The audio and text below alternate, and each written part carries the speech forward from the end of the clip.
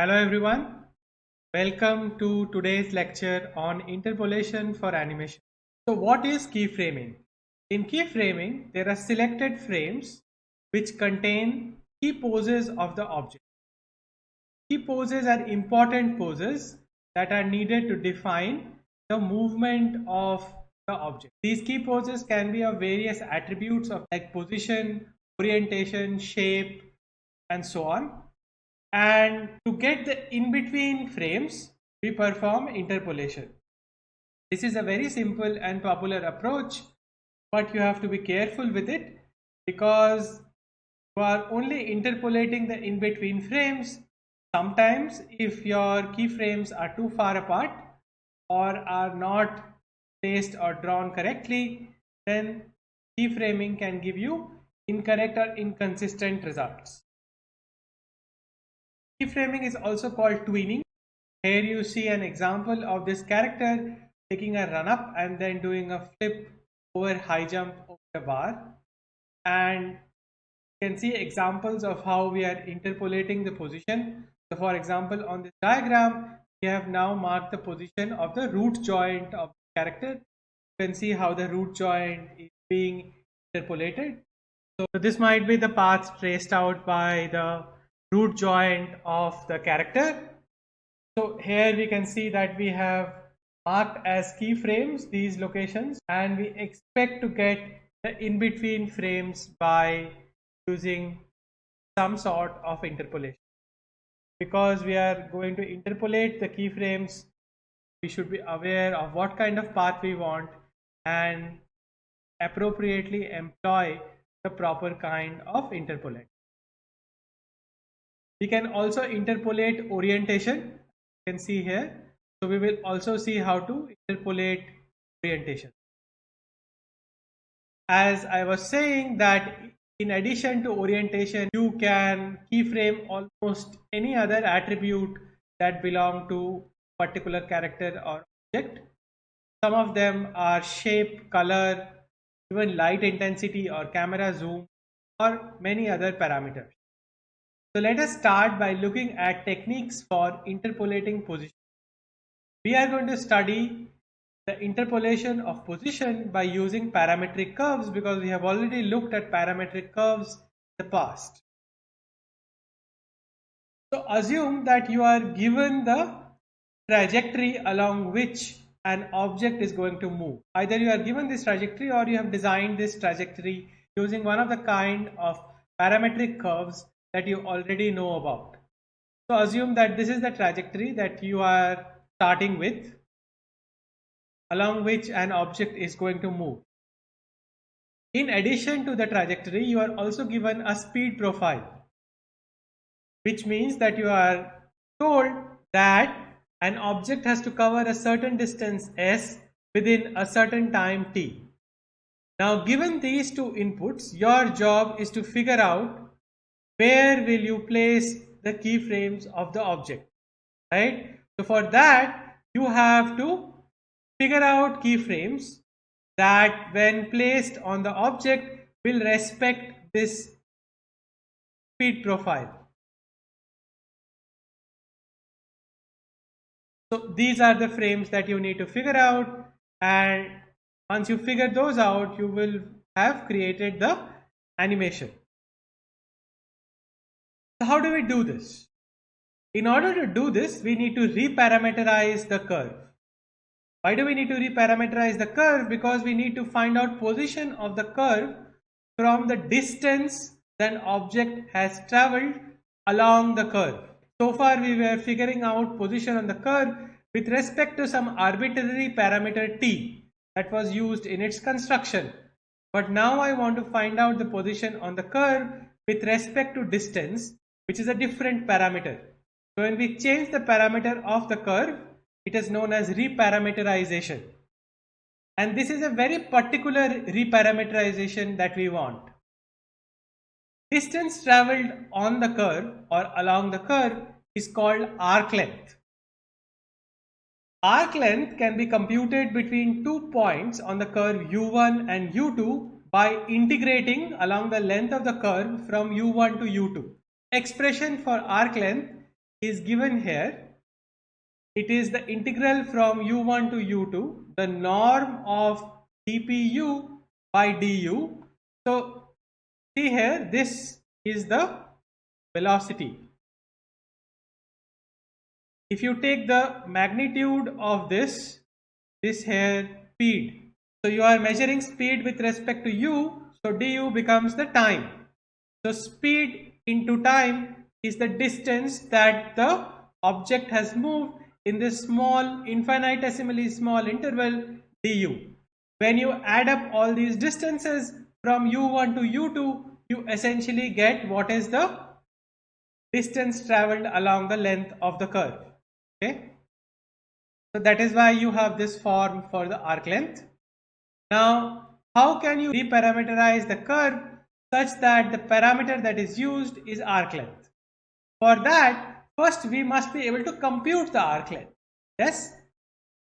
So arc length can be computed in various ways. Either you analytically perform the integration that was shown in the previous slide, or you compute arc length as a sum of linear distances by forward differencing, or you perform numerical integration. So I'm sure all of you have integrated curves of this sort in the past, and I will not talk about analytical integration at all. The topic of Gaussian quadrature or numerical integration belongs to a course on numerical analysis. So here I'll talk about the simplest approach of all these three, that is based on forward differencing. So forward differencing is a very simple idea. Arc length is approximated using a forward differencing method, and for that what do?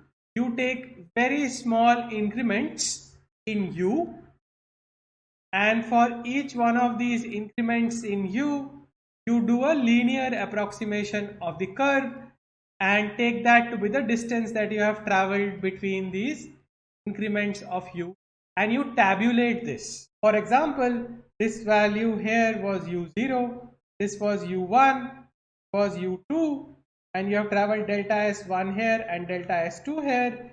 You will have a table that looks like, start off at u0, where you have traveled 0 distance. Then by u1 you have traveled delta s1, by u2 you have traveled delta s2 plus delta s1, and so on. Once you have computed this table for the entire length of the curve, you have a function g that returns s given the input u. So this function can be thought of as a plot, and this plot is necessarily monotonically increasing. That means if you have one u value, that is u1, right, and you have another u value, if u2 is greater than u1, then the corresponding s values also have the same relation. S2 is bound to be greater than S1. Then from this curve, we can also compute an inverse function, G inverse, to which if we input S, we will get the corresponding value for U. And the way this is done is that either you can do bisection on the curve, or you can do a binary search on the table. So essentially you are given a value of S, you locate the value of S in the table that is just larger than the S that you are given, and you interpolate between the two adjoining values of S. If you do it on the curve, the same technique is called bisection. So now you have the function g and you have the function g inverse. How do you do the reparameterization? The arc length parameterization can be obtained by just substituting g inverse of S as a parameter inside P. So we say that now we have a new parameter T, which is actually the arc length, and when you want to get a point on the curve by using this parameter, what you do? You substitute the value of T into G inverse, that is going to give you a value of u, and when you substitute the value of u into p, you are going to get the point on the curve. The good part about arc length reparameterization that it gives you a unit speed curve. Why does it give you a unit speed curve?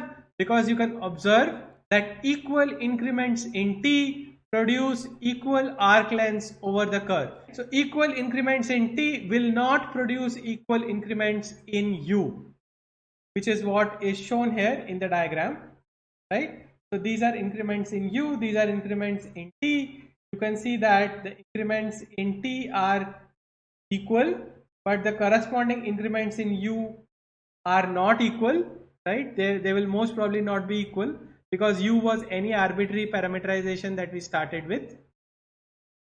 But with equal increments in t, you are guaranteed to get equal increments of distance traveled on the curve, and that gives you a unit speed curve. So you have a curve on which you can now travel with unit speed. If t is exactly equal to s, then it is a unit speed curve.